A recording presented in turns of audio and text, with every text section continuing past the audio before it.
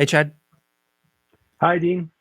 Chad, tell folks a little bit about you, and then I want to drop you into a hypothetical. Yeah, sure. Uh, Delighted to meet everybody. Grateful to be a guest on the podcast. Love the show and what you've been doing with it. So for me, I've been 20-year head of marketing in full-time roles, and then about 3 years ago, I started my own fractional CMO firm called CMO Zen.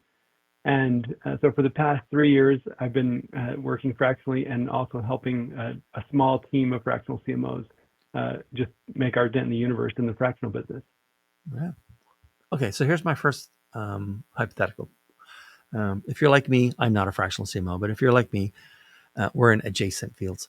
Most of your clients are virtual, or most of your meetings are virtual these days. But in this case, we're going to map out sort of a long day for each of you guys. And the day starts with a brand new client. This is day one for them.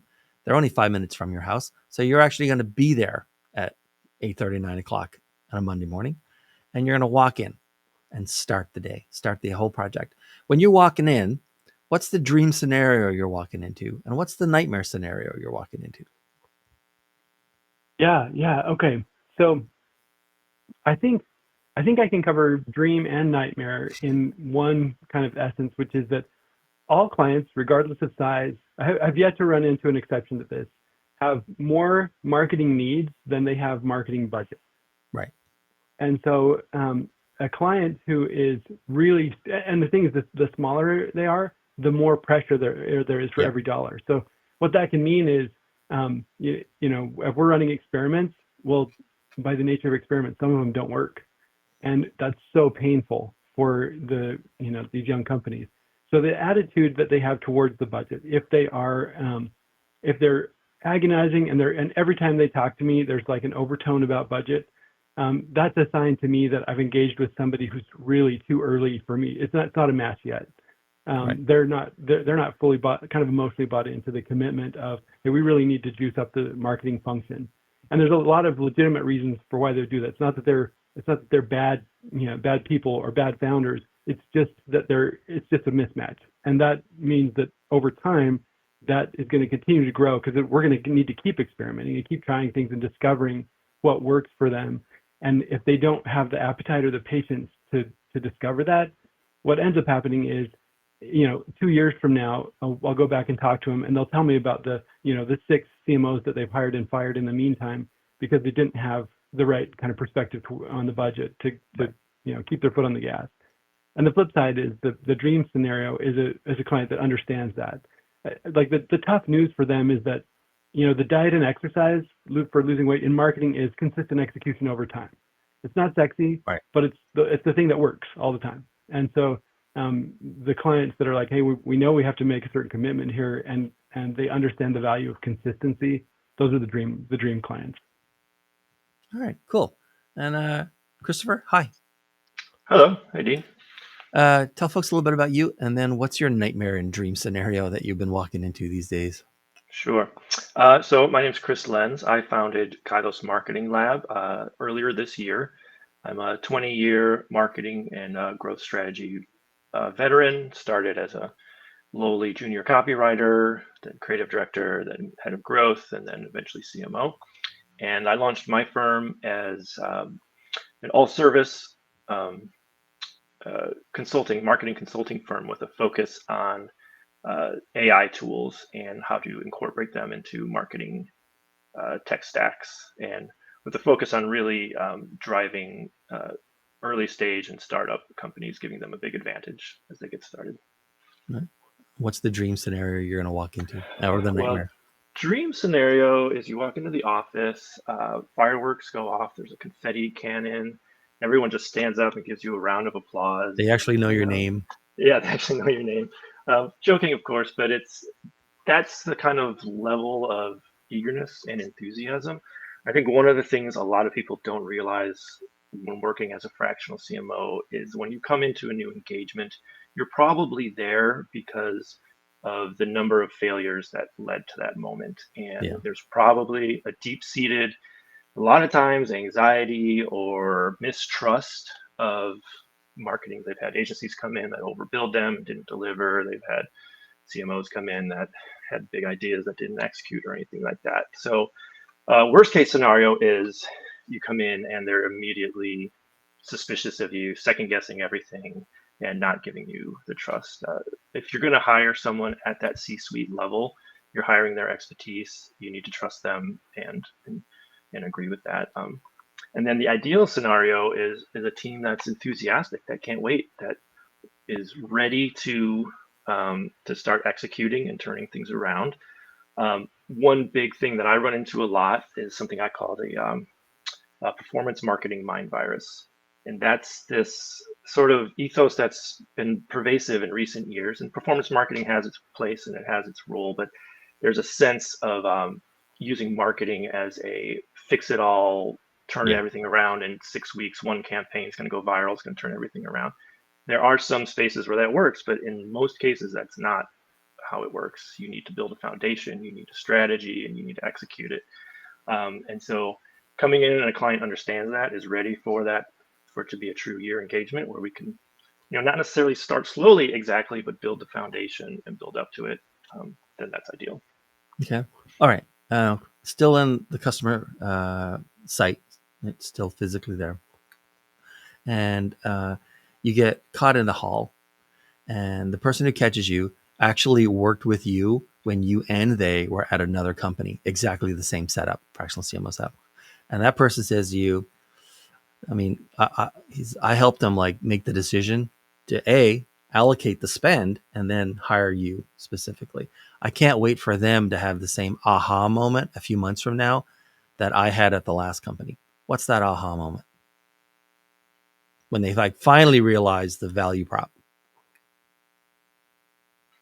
Is that a question to me? Are we going? Yeah. We'll start with Chris. First? Oh, okay. Sorry. That aha moment, as I think, is going to be when the brand really clicks. I think the aha moment is, I guess it's technically not an aha moment, is the slow realization of how every touch point, every communication, every email, everything that's outward facing and internal as well is a brand touch point, and it all can be optimized, it all can be fixed, and it all has an impact. So one of the places I always start is by looking at folks' LinkedIns. People use it for different kinds of things. I think there's a large misunderstanding of its potential as a lead magnet across the board. Almost anyone who you're going to go to business with is going to go take a look at your LinkedIn. And if it's just a bio, and if you're just using it to get a new job, if you already have a job, you're not using it correctly. If you're trying to get a job, yes, that's a good idea. But is optimizing that at every point. And I think people are going to be surprised at, I joke that I'm like a real pain in the butt, that I'm going to go through everything. I'm going to go through your proposals. We're going to go through your the signs hanging on the walls, every single thing. We're going to get it all aligned on that brand architecture and messaging strategy. And I think the aha moment will be a couple of months later when you walk into the office and the Wi-Fi code thing, it's got your newest logo on it with its tagline under it. That the wall looks great. Everything is perfectly aligned, and you're like, oh, that's how it's supposed to be. It's a story that fills every crack and crevice. Exactly. Yeah. And Chad, how about you? What's the aha moment they're going to have a few months in when they actually see like the real underlying value? I think there's a short-term aha moment, and then a little, maybe a medium-term aha moment. The short-term moment is that they should feel a lift. They should feel a lift immediately. It's like, oh, where we had a hole, now we have comfort and confidence, and that function is handled in a way that they haven't had before. But I think then what will happen is that as things start working, they'll be focusing on new problems, right? Boom, boom, boom, boom, boom. And 6 months from now, they'll be like, oh, we're working on this big thing. And I thought, well, let's take a minute and remember. Do you remember all those problems that you were worried about before that we're not worried about because they're all done? That to me is like the aha moment. It's like, oh, this has actually been great. We're way further ahead than where we were. If we weren't doing this, if we weren't investing in this function, we would be still back there. And I think there's an aha moment attached there. Yeah, that's good. Okay. So we're going to leave the customer site now. They knew ahead of time we had a previous commitment. We got to drive downtown because now you're on stage in front of 250 people. Every one of them came out of corporate yesterday, and today's their first day as a fractional CMO. They're fresh baked. or right into the fire, depending on how you want to look at it. And so, Chad, we'll stay with you for a second. There's going to be 3 thoughts that I'll give you, and then you finish them and flesh them out. All right, as you're giving this speech to these people. And the first thing you're telling them is, look, as a fractional CMO, just starting out, something you're going to be surprised by is... Yeah, so for first day as a fractional CMO, something that you're going to realize is like you no longer have this pressure from your full-time boss. And you're going to be surprised at just how much of a jerk your new boss is, because it's you. And you'll find that you're driven, and so you're going to put pressure on yourself, and it's going to be hard to ask yourself for permission to do things. It's going to be hard to ask yourself for time off. It's going to be hard to do all the things that you decide to work for yourself because you thought they would be naturally part of the job. It's like you've just traded in an old boss for a new boss, and the new boss is actually more driven and rigorous than probably your old one is. And so you have to kind of get comfortable with yourself in a way that you didn't have to in your full-time roles. All right. And Chris, how about you? Like talking to these poor folks, poor folks, right? And you're just telling them, like, just starting out as a fractional CMO, one thing you're going to be really surprised or shocked by is what?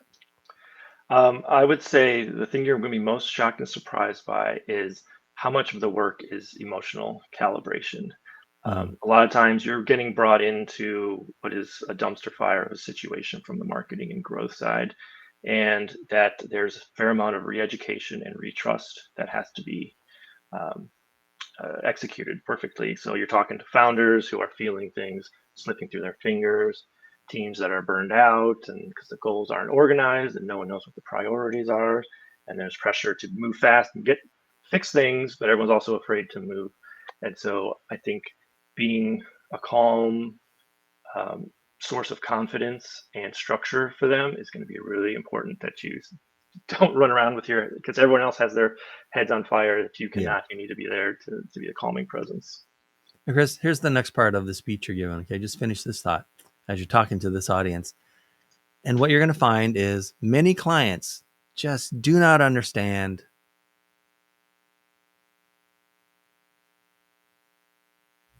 Chris. Oh, many clients. That's right. I was waiting for you to finish.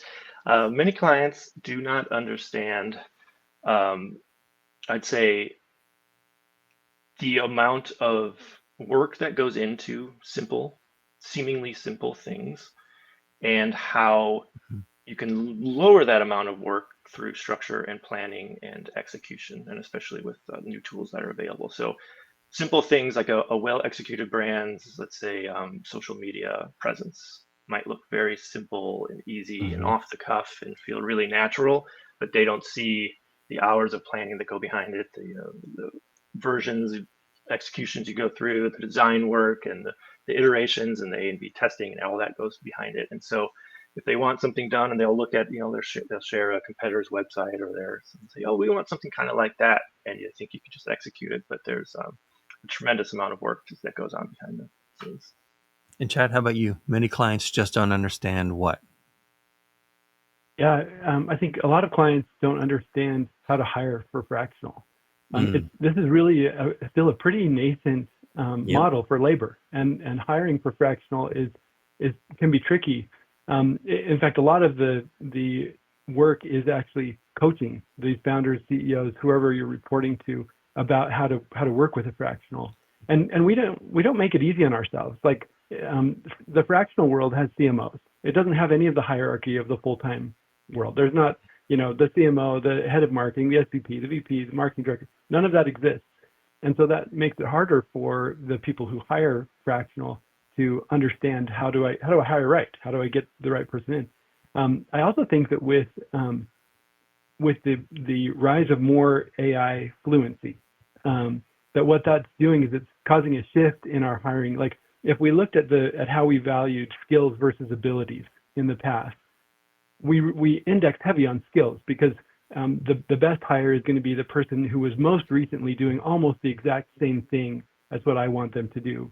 But with AI, things are moving fast enough that really that's shifting. And the ability, so before I might have looked at ability as somebody's capability to learn something new, but I was going to have to invest in them to get them to to realize that ability into a new skill.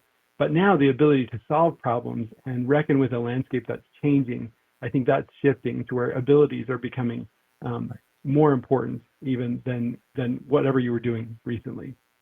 Yeah, I hear that. That's my business right now. Okay, and so Chad, so as they're trying to, like, you got chatty and you went over your allotted time as a speaker, and so they're trying to usher you off the stage, but you're not going to go just yet. You got to tell. Look, I got one more thing to tell you before I go. If I can only leave you with one lesson about getting clients, here it is. Yeah, my one lesson for getting clients is that I've used all the same kind of channels to reach clients that I coach my clients to use. But if I step up, zoom out, right, one layer, getting clients is all about starting and deepening relationships. And so what I found is that those mechanisms where my relationship starts colder work less well. When the relationship starts colder, it means the sales cycle is longer, the deal size is smaller, and the churn is higher. So I lean in on those channels where I can start and deepen relationships quickly, so that they're warmer and deeper from the get-go. That's the best thing that I found. And Chris, how about you? Like, what's the one thing you want to make sure these new folks understand about getting clients? I would say don't be afraid to give away your knowledge. Mm-hmm. I think there's been a big shift towards this. So I think people are realizing, and we're moving away from the model of, which is the go-to template, which is, produce a PDF guide and have people sign up for it and download it, and then you get your email list. That doesn't really work like it used to. And so on your LinkedIn and on your website, if you have insights, share them. Don't be afraid don't try to gatekeep them.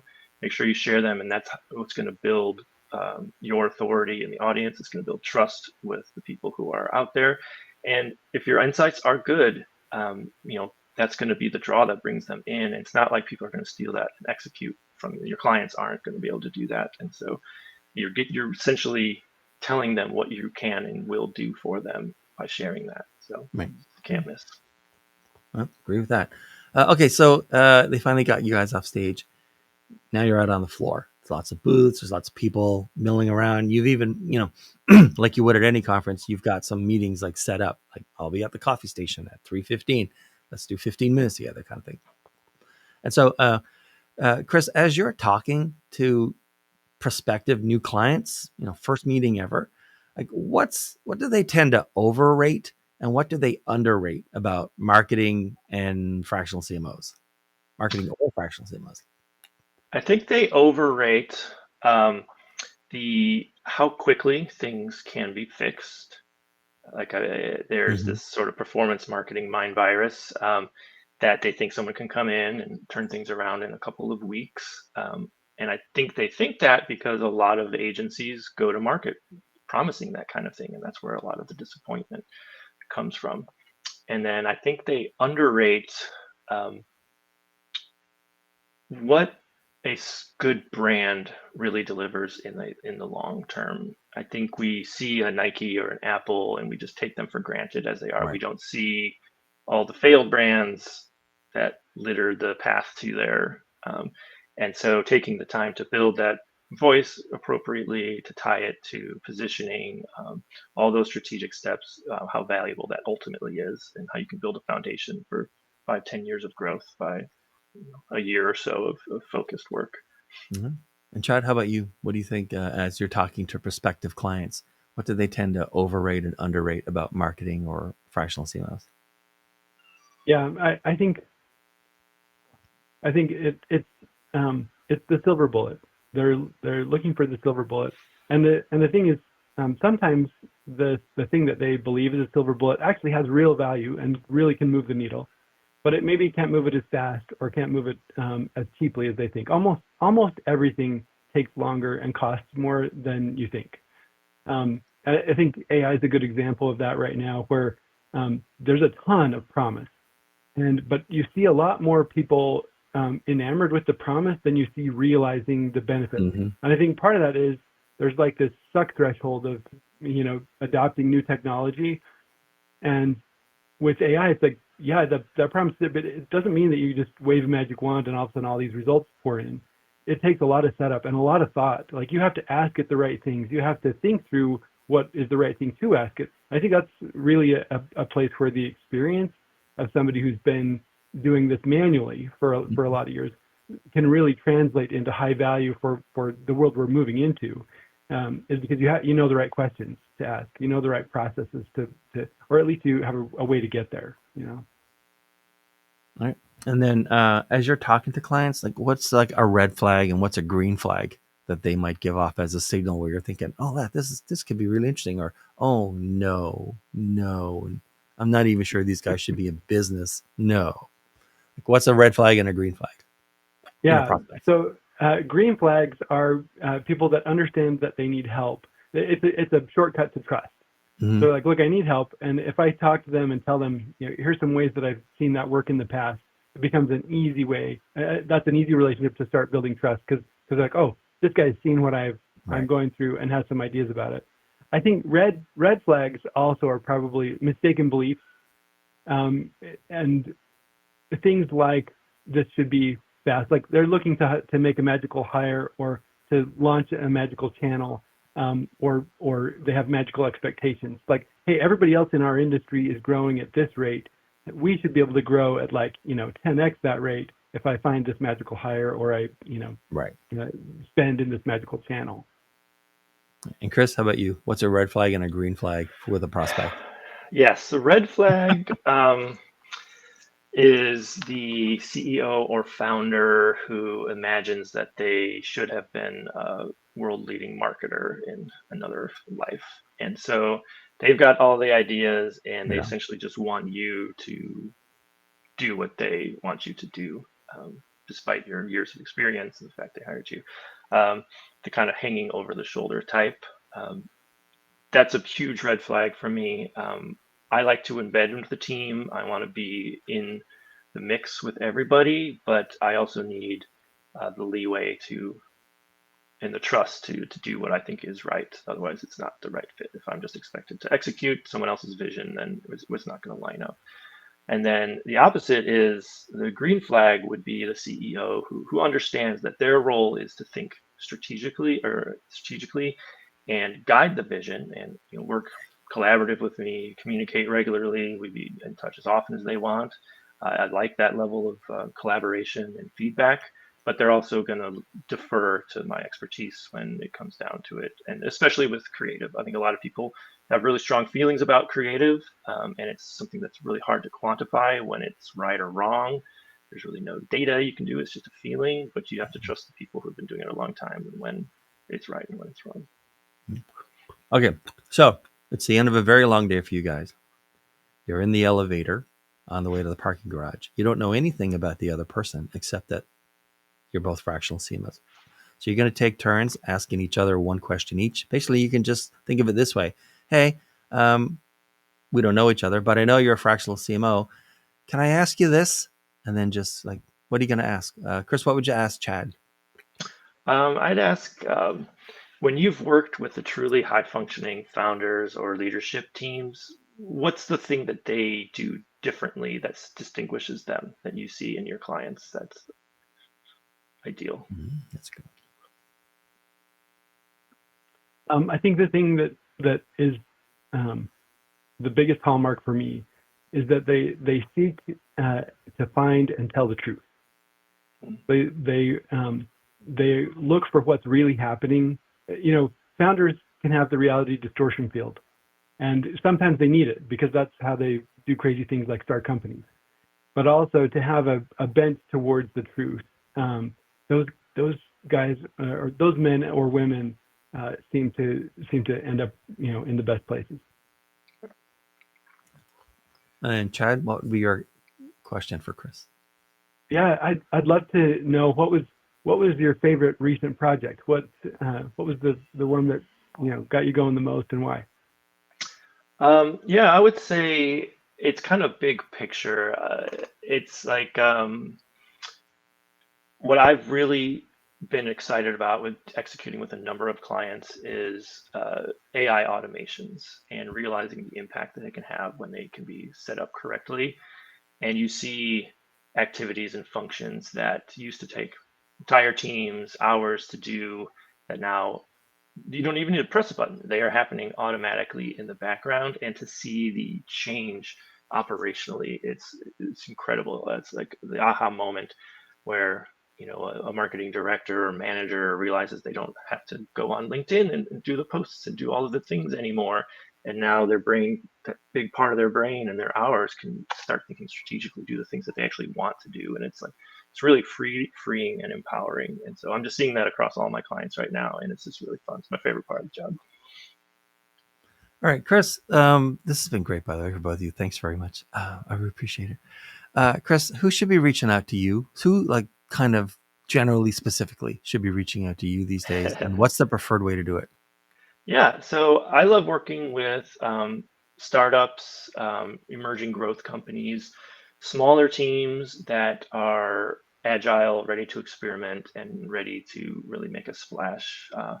My favorite thing is helping small companies punch above their weight class, and I get a rebellious charge out of knowing that there's these clunky giant marketing teams out there who are locked in these boxes, whose Yep. companies aren't letting them use AI, and they're just spinning their wheels. And meanwhile, I've got my cohort of agile, fast moving folks who are gaining speed on them. And people who are starting with their AI frameworks and policies right now are just getting a massive advantage over those that aren't. So yeah, people who are AI focused, who are ready to make some growth. And then, yeah, you can come at kairos.ai is my website. And so all my information about my approach is there. And you can happy to have consultations with folks. So. All right. And Chad, how about you? Who, like, sort of generally, specifically, should reach out to you these days? And what's the best way for them to get in touch with you? Yeah, so typically we're working with companies that are north of $1 million or $2 million in revenue, so they've got a little bit of traction going. We're working with companies that are in technology sector, so fintech, edtech, medical technology, or just straight up B2B SaaS. And then we love some of the blue collar industries. We love working with manufacturers. All of those are great clients for us, and we're seeing good results for them. And the best way to reach out is you can go to my website, which is cmozen.com, or reach out to me by email, which is just chad@cmozen.com. And I still read those manually, and we'll respond. All right, guys, thanks so much for being here. This was great. Thanks, Chris. Thanks, Chad. And thanks for watching, everyone. Yeah, thanks so much for having us. Yeah, thank you. And then we'll see everyone next time.